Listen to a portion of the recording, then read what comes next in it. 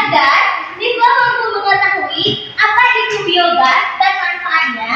Kemudian siswa mampu menentukan lamanya waktu yang telah ditentukan. Siswa mampu menunjukkan perilaku yang menunjukkan kewajiban terkait hak dan kewajibannya terhadap. Hari ini kita akan memakai model pembelajaran PBL, yaitu Problem Based Learning. Nah, nanti Ibu akan menyaksikan sebuah video. Nanti anak-anak Ibu saksikan dan ambil kesimpulan dari video itu. Oke? Sekarang Ibu akan membagikan anak-anak Ibu ke dalam 5 kelompok. Ini kelompok 1, ini kelompok 2, dan ini kelompok 3, ini kelompok 4, dan yang terakhir kelompok 5. Nah, sekarang kita saksikan sebuah video. Gak cuma daging dan susunya loh, limbah dari kandang sapi juga bisa menjadi rejeki buat kita-kita. Kayak teman-teman Unyil di Kampung Wisata Tempe Sanan, Kota Malang. Berkolaborasi dengan limbah cair dan padat yang dihasilkan dari produksi tempe, kotoran sapi bisa diolah jadi biogas yang menghasilkan api biru untuk memasak dan menerangi Kampung Sanan. Keren!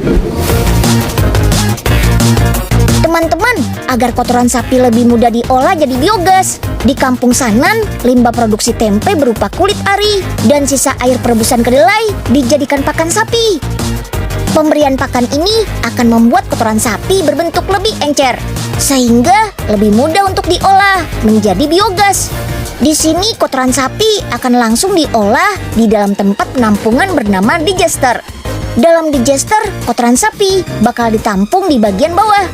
Seiring waktu, timbul reaksi fermentasi atau aktivitas anaerobik di dalam digester. Dalam waktu 3 hari, gas perlahan muncul dan kemudian ditampung pada bagian atas digester yang berbentuk kubah. Kandungan utamanya berupa gas metana dan karbon dioksida. Gas inilah yang bisa dialirkan dan langsung menjadi sumber bahan bakar. Teman-teman lihat kan kalau api yang dihasilkan berwarna biru? Ini artinya gas yang dihasilkan sangat murni dan pembakaran terjadi dengan sempurna. Udah gitu, bau dari kotoran sapi sudah tidak tercium kok. Kalau untuk memasak, api biru memang menjadi idola karena panas apinya lebih stabil dan efisien. Jadi, bikin masakan jadi lebih cepat matang. Buat menyalakan lampu petromak juga bisa kok. Jaga-jaga jadi lampu cadangan kalau listriknya mati. Kedepannya, biogas bakal dimanfaatkan untuk bahan bakar yang berkaitan dengan produksi tempe. Mulai dari pemasakan sampai penggorengan keripik tempe loh. Wah, keren ya. Siapa sangka kalau ternyata rezeki berupa energi terbarukan ini berasal dari kandang sapi. Mantap! Sebuah video. Kira-kira ada yang tahu nggak video ini tentang apa? Biogas. Benar, tepuk tangan untuk Yusuf. Benar sekali. Nah, video ini menceritakan tentang proses pembuatan biogas. Nah, tadi kan anak-anak itu sudah menyaksikan sebuah video. Sekarang ibu akan memberikan LKPD kepada per kelompok. Dapat 1 LKPD, ini kelompok 1, kelompok 4. Perhatikan ibu dulu. Tugasnya per kelompok. Jadi, masing-masing kelompok bekerja sama untuk mencari jawaban. Ya, sekarang coba semuanya selesaikan LKPD yang udah ibu berikan.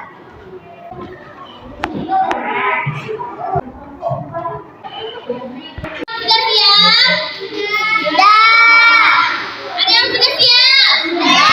Kelompok 4, silakan. Akan mengajukan hasil diskusi KP. Berikut hasil diskusinya. Jawaban nomor 1.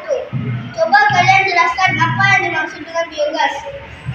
Jawabannya adalah biogas adalah energi alternatif yang memanfaatkan gas dari limbah kotoran. 2. Sebutkan 2 manfaat dari biogas untuk memasak dan penerangan. 3. Apa manfaat sisa limbah kotoran sapi?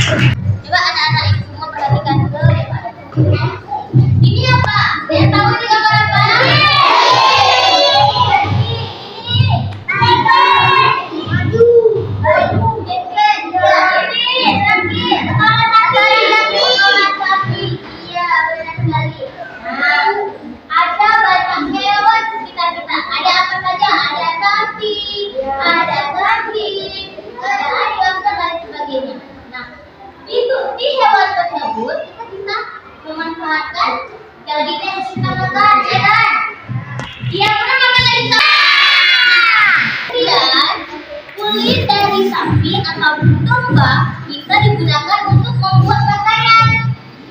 Nah, dan dari sapi, kotoran sapi bisa kita gunakan sebagai biogas. Siapa yang tahu apa itu biogas? Ayo anak-anak. Biogas adalah energi alternatif yang memanfaatkan gas dari limbah kotoran hewan.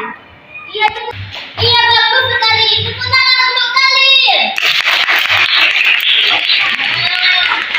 Jadi, biogas adalah energi alternatif yang memanfaatkan gas dari limbah kotoran hewan. Oke, nah, coba lihat semuanya. Dari kandang ternak sapi, kemudian fesesnya atau kotorannya menuju ke penampungan. Penampungannya biasa berada di bawah tanah. Nah, di penampungan ini sisa-sisa kotoran akan dialihkan ke sini. Sedangkan yang bisa membuat gas, kemudian dia akan mengalir ke rumah biogas. Nah, di rumah biogas lah nanti akan terjadinya api. Kita bisa memasak.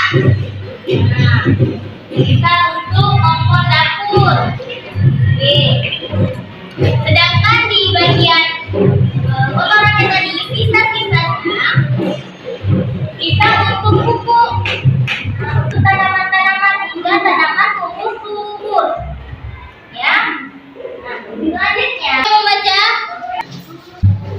Limbah kotoran sapi dimanfaatkan melalui dua cara, yaitu satu, sumber energi untuk penerangan, dua, sumber energi untuk memasak. Sedangkan sisa limbah kotoran sapi dapat digunakan sebagai pembuat pupuk. Iya, jadi limbah kotoran sapi dapat dimanfaatkan melalui dua cara. Yang pertama, sumber energi penerangan. Penerangan tentunya apa? Lampu, ya kan? Kemudian sumber energi untuk memasak, kompor gas. Kemudian, nah, ayo berlatih.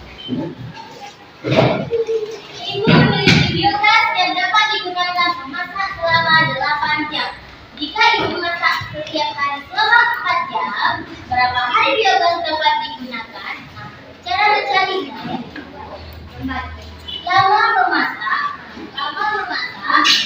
dan tadi dibagi. Mau bisa menentukan jamnya. Oke, siapa yang bisa menentukan pukul yang jawaban nomor 2, pukul 12.15. Ayo siapa?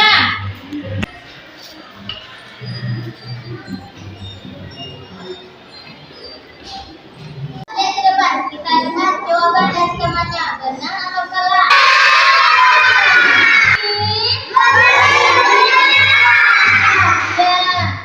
Jadi, cara menyelesaikan soal nomor 2 yaitu waktu habis sama dengan waktu mulai ditambah waktu masak. Seperti cara kita mencari yang punya minggu lalu. Ngerti kan? Kasih. Baik, sekarang Ayat akan mencari jawaban dari nomor 2. Ditambah lama memasaknya. Berapa lama memasaknya? Coba lihat soal. Iya, cara mencarinya coba.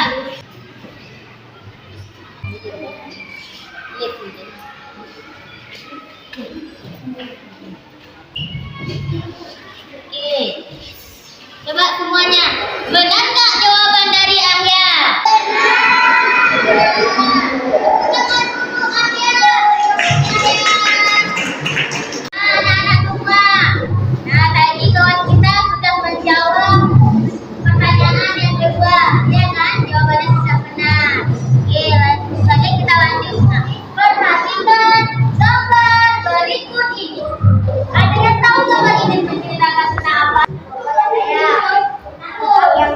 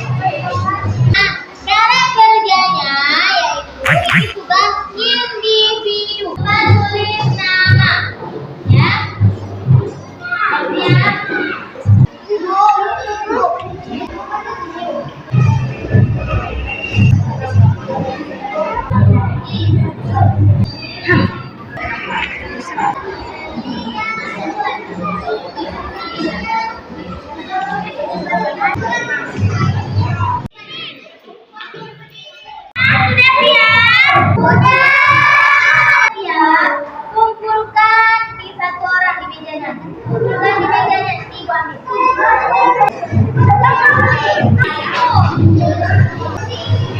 Oke, sekarang siapa yang mau memberi kesimpulan? Saya, Bu. Hari ini kita sudah belajar tentang biogas dan lamanya penggunaan biogas serta